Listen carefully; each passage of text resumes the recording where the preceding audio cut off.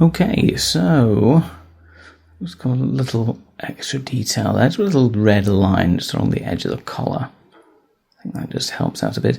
Things with the sculpt, he's actually sort of standing with his chin pretty much, his jaw pretty much over where his collar pips should be.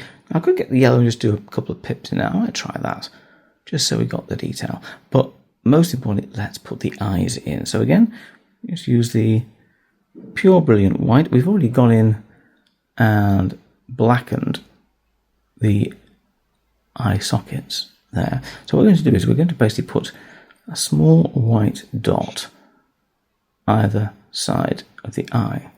The other way you can do it, of course, is to basically put a white line inside the black line and then a black line inside the white. It's up to you, whichever way you want to do it, however steady your hands feel and how pointy your brush is. My personal preference is to, where possible, do two smaller white dots and basically try and line them up as neatly as possible. So I'm just clearing most of the paint off the tip of the brush there. So we get a nice pointy bit, and let's go and carefully put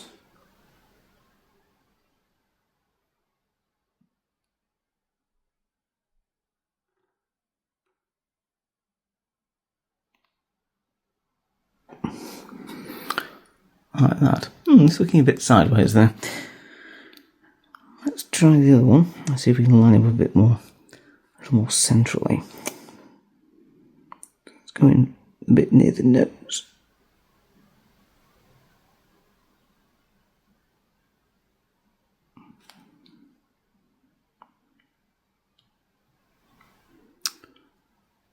Oh, that's not too bad. He's sort of looking kind of pensive. What we can do is if we put a bit of black just on the top edge of that eyeball, I might just lower it down a bit, make him look a little bit less starey. Mind you, he is supposed to be on alert in an action pose here, so that might help a little. Let's just put a little bit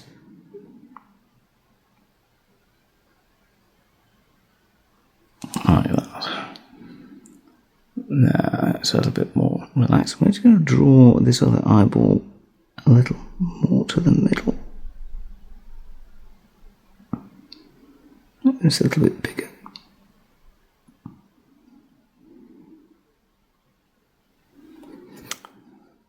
That's a little better. There we go.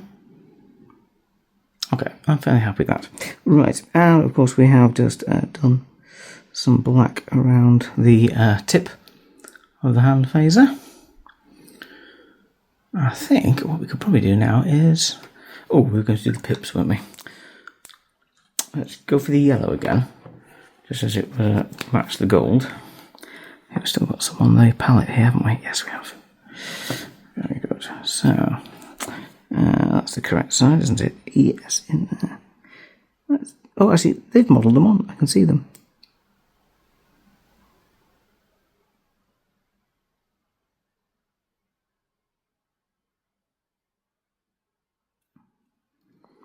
Oh yeah, I think we've got a little bit on the grey there. That's all right. I'll just use some black and tidy that up.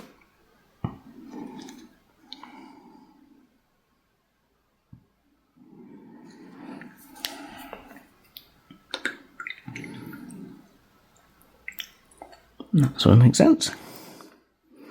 We always put a bit of black just between those pips.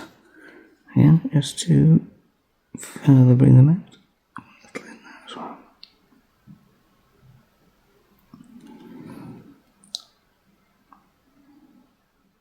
Oh, I think that'll do nicely. Right, let's have a go at something on the base, colour for the base, and just tidy up the last bits of the wording. So I think what we'll do is we'll colour the base, and then we may pick out the lettering. We might do it in black first of all, just to outline it, and just dry brush over with a red to pick out the wording of the nameplate in the division colour of command, of course. Let's find a suitable beige carpet for the Enterprise. Right, so last stages, we've put a little bit of a light tan. I was watered down a bit because there is a bit of texture on the base as it is. So give us a bit of sort of a textured carpety sort of feel like you get in those 1980s starships. We put a little bit of contrast paint just over the nameplate there. And we're just going to dry brush that with a little bit of red to bring it out, to bring out the detail. And then we're just going to paint the rim in maybe like a slightly darker brown to just complement that. And that should be us just about done. So we're going to get the red, and we're just going to use our normal brush, and we could use a dry brush for this. But I think we just need a bit more control with this one. So we're going to get rid of quite a bit of the red, and we're going to very carefully just brush over the lettering just to pick it out. Now the reason that we did the contrast over the top of it was literally just to sort of outline the letters. Otherwise it might not look quite as nice. So almost what we've done with the lettering is what we've been doing with the model as a whole, as in where there's two areas of colour, make a solid black line in between the two to outline it. And this is a little bit more subtle, but I think it looks rather good. Again, we'll just do two light coats of red over that, just to bring it up. And I think that rather nicely points out who it is, as if you didn't already know, without being too bright and too intrusive on your model or the board game itself.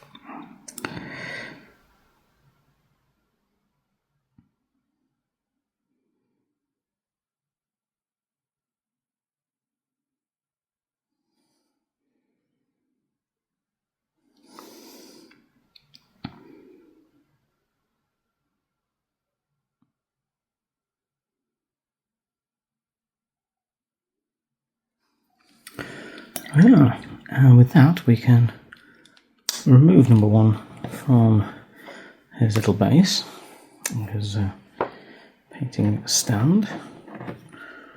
Do that carefully. That will allow us to finish off the rim. Again, we'll just hold carefully between thumb and finger and apply this slightly darker brown just on to the rim. Now again, you could go with black. That's quite nice for some models. Sometimes it again is quite a defining rim colour. I think with this sort of tan carpet colour, that the brown is maybe a little bit nicer. Or indeed you could theme it to your teams. So we might do this sort of tan brown for the Federation teams, and then maybe a black on the basis of the Borg models, which we'll have a look at perhaps next. And then, yes, again, something different, maybe sort of a grey for the Klingons. I'm sure their bases will be a little bit more military, a little bit more Spartan perhaps. But we'll see when we look into the expansion pack for Gowron and his Klingons in due course.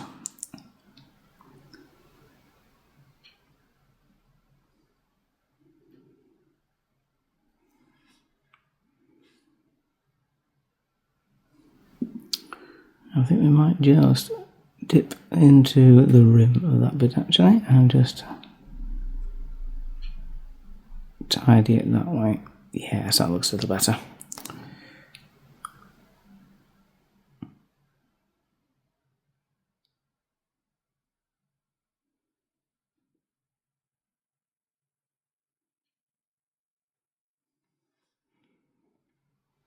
I'm just taking it neat from the pot. Here we can wash it down a little, but really I want quite a decent coverage on the base area, as it may be picked up and used a little bit more in a board game. Once we've finished, we're going to give them a coat of matte varnish as well, just to protect it a bit more from the sort of handling you get in a board game, more than a miniatures war game perhaps would be.